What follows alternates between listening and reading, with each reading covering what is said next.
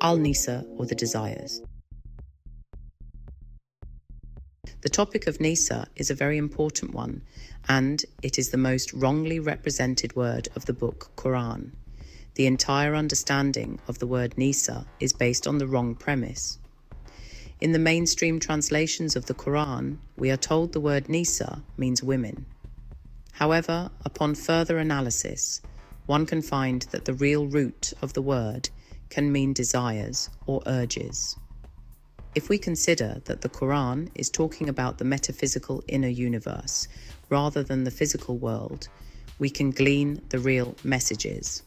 After all, it makes it clear in the opening lines of the Quran that this is a book for those who believe in the hidden, or in Arabic, bil gaib. If that's the case, then why are all these misinterpretations being taken literally and used as instructions on how to manage our lives? With this in mind, we must ask ourselves, why is An-Nisa translated as the women and not as the internal phenomenon of desires or urges? What motives could anyone have to interpret it like this? Maybe for control and to mislead humanity. I want to remind Muslims of today that this is what the shaitan, our negative side, claims will be the chosen method to mislead humanity by distorting the word. I personally feel this is classic in all religions, where the divine word has been distorted to deliver a false doctrine. Believing these lies, we willingly do things in the name of God, even if they make no sense nor carry equity. Well, that certainly doesn't sit right with me, so let's take a deeper look.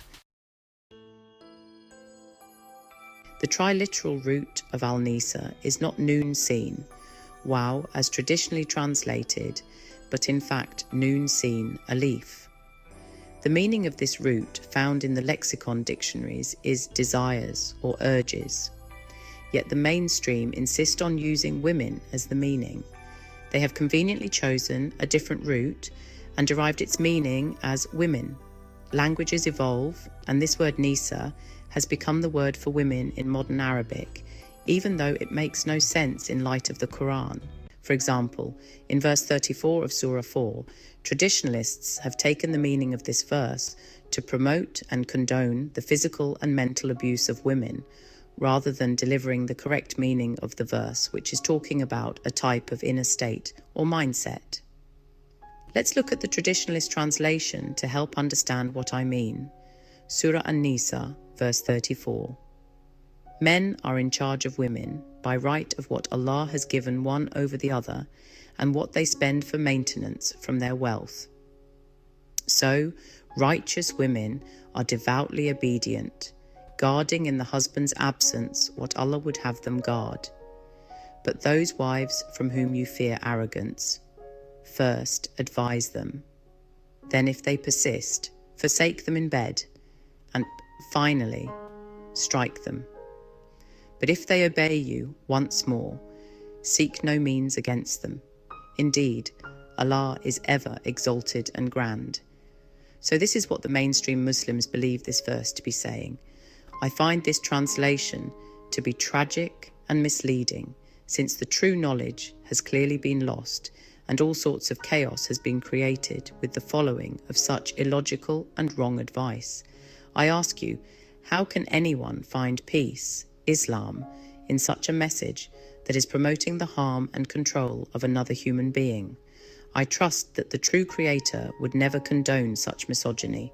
So I decided to investigate, and upon further studies, I found that when we put the correct meanings in place, we can see the true knowledge being revealed, which is a message for both men and women equally. It's telling us about the mechanics within us and how to control our bad urges. Not that husbands should control or start beating a nagging wife if she's not obedient, as tempting as it may feel at times. When we read the verse with the correct meanings, we find that this verse 34 of Surah An-Nisa is in fact telling us strength to bear the burden of our urges or desires with their own efforts is a rijalu, it is a steadfast mindset, kawamun, upon which our desire, urges, An-Nisa, depend on, or are based, that is what our conscience, lillah, preferred, faddala, some of them, ba'dahum, over other ba'd mindsets. However, strong mindsets have to pay the price, anfaku, for their inclinations, amwalihim.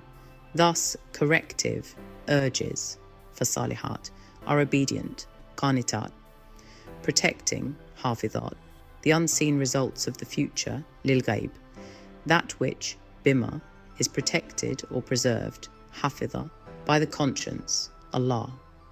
And if from these, wallati, bad urges, you fear, takhafun, of their uprising, nushuzahunna, then strictly control them, faridhuhunna, and cut them off, wahjuruhunna, in the comfort zone itself, al-madaji,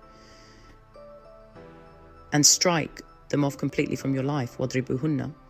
And if they, the urges, still follow you, ata'anakum, do not, fala, seek, tabru, any other way, sabilan, for or upon them, alayhinna, to fulfill it.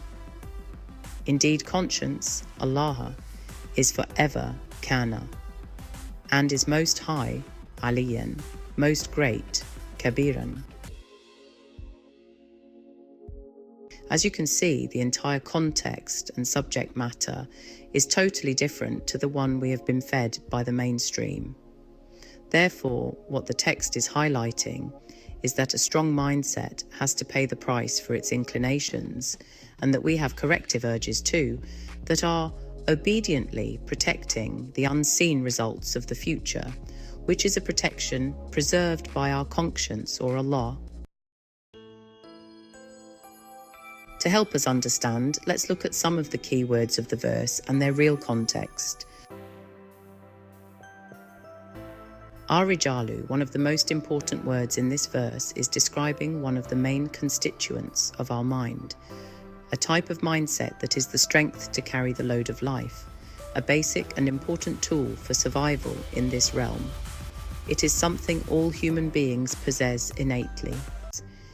However, popularly interpreted as man, ar-rijalu is mostly taken to mean husband in this particular verse, which is the wrong interpretation. Qawamun is another grossly misinterpreted word. Other derivatives of the root are taqwim, al-qiyama, al-mustaqima, muqimu, maqami, maqam, qum, istaqamu, aqimi, al-qawm, qa'aim. The essence of these words are to remain standing at one place, steadfast, not moving. The word qawamun is a plural of word qawmi, generally translated as community or people. But in the context of this verse, the traditionalist translators have interpreted it as protectors, managers, maintainers, in charge, supporters, caretakers, insinuating that men at rijalu are the caretakers or managers, qawamun, of the women, An-Nisa, which is utterly wrong and clearly cherry-picking. It goes against the principles of root word languages, which is proof enough for me. The overall meaning of any root and its derivatives have similar connotations. But what I have found is that these scholars seem to pick and choose meanings that suit their ideologies and to fit historic narratives. You see, understanding these key words is important so we can know ourselves and the energies within us at play. Yet by believing these deliberate distortions, we are thrown into dungeon programming. What's sad to see is that many Muslim women are happily accepting these admonishments from their husbands in their ignorance of the Quranic text, in turn creating all sorts of social imbalance in their lives, and all because they think that they are following the advice of God. With this in mind, we must examine all the verses of the Quran which use the word Nissa and put the correct meaning in place of the traditional translations, so we can get the knowledge from source that was intended, rather than blindly follow that what our parents or religious scholars tell us. Can you see how cleverly this anti-human agenda has been served up as divine command by the Islamic clergy and scholars? It is for you to see yourself the traditional translations of this verse and decide how anyone can subscribe to such a belief, which is subjugating half the human species as irrelevant and subhuman. Think about it. Because I have, and it makes no sense, but putting the real meanings and using our discernment makes it make perfect sense to me. What do you think? Leave a comment to share your views on this topic.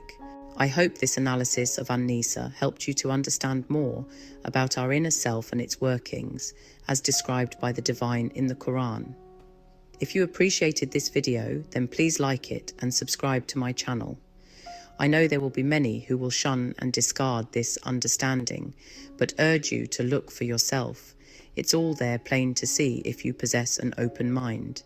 The only thing we have full control over is how we think.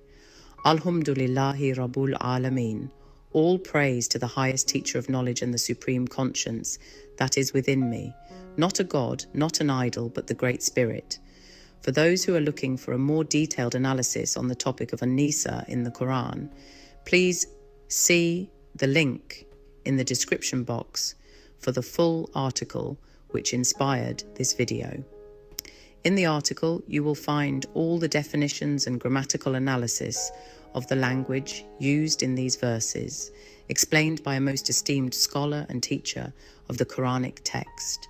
For a fresh perspective on this and many more Quranic topics, please visit www.aliakal.com. Thank you for listening. Till next time, may peace be with you.